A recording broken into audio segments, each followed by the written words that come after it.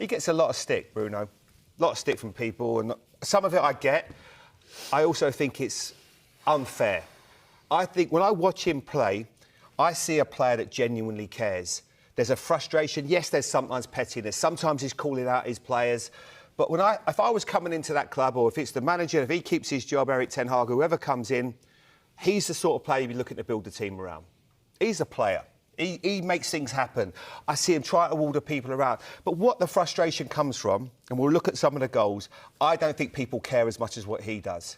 I see that as it's like an epidemic at the club where people don't really do enough. Do they really care? Do they go flying into tackles? He, on the other hand, does, and I think he sometimes gets himself into situations that he perhaps shouldn't. But I tell you what, he cares about the club, the team. He fought his way. He's got his team back into that game today. I know it's a penalty, but the first goal. But I just see a player that you can build a team around, and I don't see there's too many others right now that are showing that kind of appetite that he does. What were you going to say on that, Izzy? I was just going to ask you, why aren't others following his kind of lead? Because he does show it week in, week out. I totally agree with you. He often has a little bit of petulance, and I think the hangover from last season's defeat at Anfield, the way he behaved in that game has hung over him. And I think he knows that. But you're right, he shows up every single week. But off the back of what you said, it's just interesting to wonder what you think about why are other players not... it's a culture at the club, isn't it? I see players, I see multiple Champions League winners, at times walking around the pitch looking like they don't care. And you can't have that. So you think he is the type of character... We've gone a little bit off course here. Do you think he is the type of character that they'll be looking at?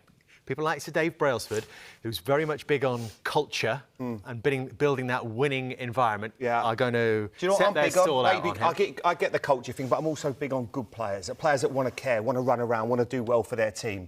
And I think if you've got the right players in and around him, he's done it at Portugal, I get his frustration. It must drive him insane. We'll look at the second goal that they conceded from Cliver, and he's trying to get his team up the pitch.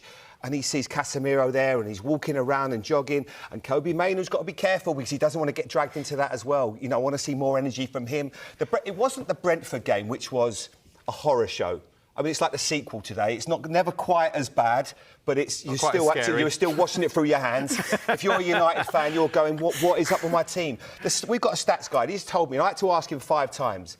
They've had 200. Was it because you're not listening, the first 4? No, he's had 200. Man United have had 241 shots against them in the last 10 games. I said to him, are you sure that's not the whole season? He said, no, the last 10 games. How can that be?